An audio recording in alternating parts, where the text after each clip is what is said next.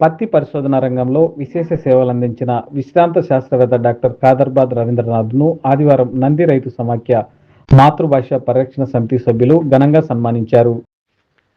పత్తి పరిశోధన రంగంలో విశేష సేవలందించి దేశవ్యాప్తంగా రైతాంగ అభ్యున్నతికి కృషి చేసిన నంద్యాలకు చెందిన విశ్రాంత శాస్త్రవేత్త డాక్టర్ కాదర్బాద్ రవీంద్రనాథ్కు ఆచార్య ఎన్జీ రంగా వ్యవసాయ విశ్వవిద్యాలయం గౌరవ డాక్టరేట్ ప్రదానం చేయడం నంద్యాల ప్రాంతానికే గర్వకారణమని పలువురు ప్రముఖులు కొనియాడారు. 90 సంవత్సరాల వయసులో ఇటీవల ఆంధ్రప్రదేశ్ గవర్నర్ శ్రీ సయ్యద్ అబ్దుల్ నజీర్ చేతుల మీదుగా ఈ గౌరవాన్ని అందుకున్న సందర్భంగా ఆదివారం నంద్యాల రామకృష్ణ డిగ్రీ కళాశాల వివేకానంద ఆడిటోరియంలో ఘన అభినందన సభ నిర్వహించారు. నంది రైతు సమాఖ్య అధ్యక్షులు బివి రామ్ సుబ్బారెడ్డి, కార్యదర్శి ఎంవి కృష్ణారెడ్డి నేతృత్వంలో జరిగిన ఈ కార్యక్రమానికి మాజీ పార్లమెంట్ సభ్యులు పోచా బ్రహ్మానందరెడ్డి అధ్యక్షత వహించగా మాతృభాష హయగ్రీవాచార్యులు సమన్వయకర్తగా వ్యవహరించారు. ఆచార్య ఎన్జీ రంగా వ్యవసాయ విశ్వవిద్యాలయం పత్తి ప్రాంతీయ పరిశోధనా కేంద్రంలో 36 సంవత్సరాల పాటు వివిధ హోదాల్లో సేవలందించిన డాక్టర్ రవీంద్రనాథ్ 60కి పైగా పరిశోధనా పత్రాలను జాతీయ, అంతర్జాతీయ పత్రికల్లో ప్రచురించారు. ఆయన అభివృద్ధి చేసిన నరసింహ పత్తి వంగడం హైబ్రిడ్ పత్తి విత్తనాల అభివృద్ధికి మాతృకగా నిలిచిందని, దాని ఆధారంగా అభివృద్ధి చేసిన హైబ్రిడ్ వంగడాలు దేశంలో 1 కోటి ఎకరాలకు పైగా సాగవుతున్నాయని సభలో పేర్కొన్నారు.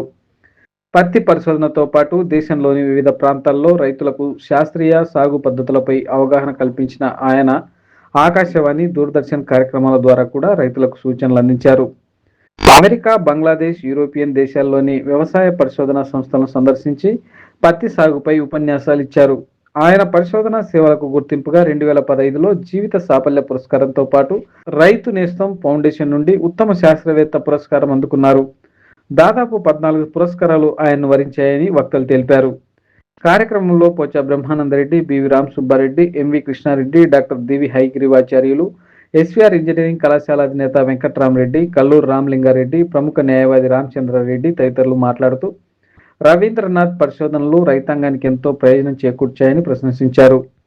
కవులు డాక్టర్ గంగుల నాగరాజు, కొప్పుల ప్రసాద్, నీలకంఠమాచారి, మహబూబ్ బాషా, మహమ్మద్ రఫీ ఆయన సేవలను కీర్తిస్తూ కవితలు వినిపించారు. అన్నెం శ్రీనివాసరెడ్డి ఆయన జీవిత విశేషాలను వివరించారు. సార్ను చూసినప్పుడల్లా నాకు అబ్దుల్ కలాం ఆజాద్ మతికి వస్తుంది.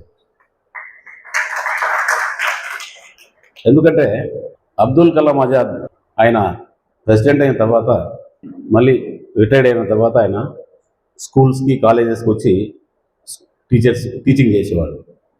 ఆయన ఉద్దేశం అంటే సమాజం చేంజ్ కావాలంటే ఇప్పుడుండే సమాజం మనం చేంజ్ చేయలేను, కొత్త సమాజం చేంజ్ కావాలంటే ఆ స్కూల్ నుంచి పిల్లలకు మనం ఎప్పుడైతే ప్రిన్సిపల్ నేర్పుతామో సమాజం డెవలప్ అవుతుందని ఆయన ప్రిన్సిపల్. అట్లనే మన రవీంద్రనాథ్ గారు ఆయన అట్లనే టీచింగ్ చెప్తానే చనిపోయినాడు. సార్ కూడా 90 సంవత్సరాలు ఇప్పుడు కూడా రోజు ఆఫీస్ పోవాలా, రోజు రైతు కనపడాలని సాగు బిడ్డ కాదు. చాలాసార్లు చెప్పిన సార్కి, సార్ ఎందుకు సార్ పోవాలా, ఆఫీస్ పోవాలా, 10 మంది ఉండాలా, సలహా ఇవ్వాలా.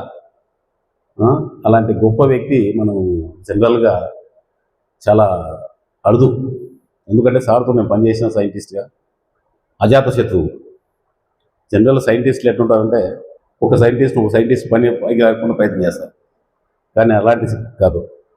10 మందికి హెల్ప్ చేసేవాడు, అందరితో ఈక్వల్గా చూసేవాడు. అబ్దుల్ కలాం ఆజాద్ ఎంతమందో ఇస్రోకు సైన్యం అయినారు, బట్ పేరు ఒకటికి ఎందుకు వచ్చింది? అలానే రవీంద్రనాథ్ సార్ కూడా సేమ్ మెంటాలిటీ, అందరినీ ఈక్వల్ చూసుకోవడము, ఈక్వల్ డెవలప్ చేయడము, ఆ మెంటాలిటీ. 40కి పైగా శిక్షణా శిబిరాలు నిర్వహించారు. నరసింహ రకం ఆయన రూపొందించింది. ఆచార్య ఎన్జీ రంగా వ్యవసాయ విశ్వవిద్యాలయంలో ఉన్నప్పుడు ఆయన నరసింహ, అరవింద, బిగ్ బాల్, ఇప్పుటం వంటి కాటన్ వంగడాలు అభివృద్ధి చేశారు. కేంద్ర ప్రభుత్వానికి చెందిన కేంద్రీయ విత్తన విడుదల సంస్థ అయిన రూపొందించిన 2 హైబ్రిడ్ వంగడాలు NHH 390, NCA 216 విడుదల చేయడం గమనార్హం.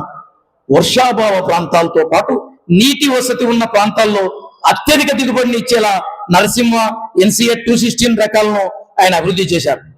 ఆనాటి ప్రధానమంత్రి నంద్యాల నుంచి ప్రాతినిధ్యం వహించి ఆ దేశంలోని అత్యధిక మెజార్టీతో ఇక్కడి నుంచి గెలిచి ప్రాతినిధ్యం వహించినటువంటి పివి నరసింహారావు గారి పేరిట విడుదల చేసిన నరసింహ పత్తి వంగడం అటు శాస్త్రీయ రంగంలోనూ ఇటు ఆర్థిక రంగంలోనూ ఓ వినూత్న సంచలనం. పివి నరసింహారావు గారు నంద్యాల లోక్సభ సీట్ నుంచి గెలిచి ప్రధానమంత్రి పీఠాన్ని అలంకరించారు. దానికి గౌరవ సూచకంగా రవీంద్రనాథ్ గారు ఆ వంగడాన్ని పివికి అంకితం ఇచ్చారు. భారత ప్రభుత్వానికి ఈ వంగడం అపార ఆదాయాన్ని ఆర్జించి పెట్టింది. ఆ తర్వాత వచ్చిన అన్ని హైబ్రిడ్ వంగడాలకు ఇది మాతృకగా నిలిచింది. దీని ఆధారంగా 20కి పైగా కొత్త పత్తి వంగడాలు రూపొందాయి. దేశవ్యాప్తంగా 1 కోటి ఎకరాల్లో సాగైన పత్తి వంగడం నరసింహ. ఆంధ్రప్రదేశ్ రాష్ట్రానికి గర్వ కారణంగా ఈ వంగడాన్ని అప్పట్లో ప్రకటించారు. 1985-90 మధ్య కాలంలో ఆయన్ను Indian cotton mills federation, cotton development పరిశోధనా సంస్థ ICMF CDRA పత్తి పరిశోధన అధికారిగా డిప్యూటేషన్ పై పంపినప్పుడు ఆయన విశేష కృషి చేశారు. వాస్తవానికి ఈ సంస్థలో పనిచేయడమే గర్వకారణంగా భావిస్తుంటారు. ఈ సందర్భంగా డాక్టర్ రవీంద్రనాథ్ మాట్లాడుతూ భారతదేశ వ్యవసాయ రంగాన్ని అభివృద్ధి చేసి దేశాన్ని సమున్నతంగా నిలపాలన్నదే తన జీవిత ఆశయమని తెలిపారు. ఆచార్య ఎన్జీ రంగా విశ్వవిద్యాలయం తమ సేవలను గుర్తించి గౌరవ డాక్టరేట్ అందించడం ఎంతో సంతోషంగా ఉందన్నారు. అనంతరం భారతీ బీఈడీ కళాశాల, శ్రీశైల పబ్లిక్ స్కూల్ సిబ్బంది, వివిధ సాహితీ సంస్థల ప్రతినిధులు, రైతులు, శాస్త్రవేత్తలు డాక్టర్ రవీంద్రనాథ్ను ఘనంగా సత్కరించారు. ఈ కార్యక్రమంలో పోచ రాధాకృష్ణారెడ్డి, ఏర్వ రామచంద్రారెడ్డి, శివరామకృష్ణారెడ్డి, మధుసూదన్ రెడ్డి, ఓబులపతి తదితరులు పాల్గొన్నారు. చాలా మంది నా గురించి చెప్పారు. అది నేను మంచి వాక్గా ఆశీర్వాదంగా తీసుకొని ఇంకా ఏదైనా జీవితం ఉంటే నాకు జీవితం ఇంకా అయిపోయింది, పరిపూర్ణంగా నేను సాటిస్ఫైడ్. కానీ తిరుగుతున్నంత కాలమే ఉంటే మంచిది. మీరేంటన్నారు కాదు, కానీ మనం కొంచెం తిరుగుతున్నంత కాలం ఉంటేనే అందరికీ ఉపయోగకరంగా ఉంటుందని చెప్తూ ఈ అవార్డు రావడానికి ఒక 3-4 సంవత్సరాల కిందట పోతే బ్రహ్మానంద రెడ్డి గారు మాజీ పార్లమెంట్ సభ్యులుగా ఉన్నప్పుడు, మా బోర్డు మెంబర్గా ఉన్నప్పుడు, మీరు ఎందుకు ఇవ్వకూడదు ఇక్కడ పనిచేసే వాళ్ళకు అని చెప్పి వైస్ ఛాన్సలర్ అడగడం జరిగింది. కానీ వాళ్ళు తర్జన భర్జనలో ఇంతకుముందు ఉన్న 2 వైస్ ఛాన్సలర్ చేయలేదు. కానీ ఇప్పుడు వచ్చిన వైస్ ఛాన్సలర్ వారు అప్పుడు పెట్టిన కృషిని గుర్తించి పోతే బ్రహ్మానంద రెడ్డి గారు అడిగిన లెటర్ అలాగే ఉంది. వారు చెప్పింది 5-6 సార్లు. అది ఆలోచించి, ఎందుకంటే దేశంలో ఎక్కడ యూనివర్సిటీలో పనిచేసే వాళ్ళకి ఇవ్వడం లేదు.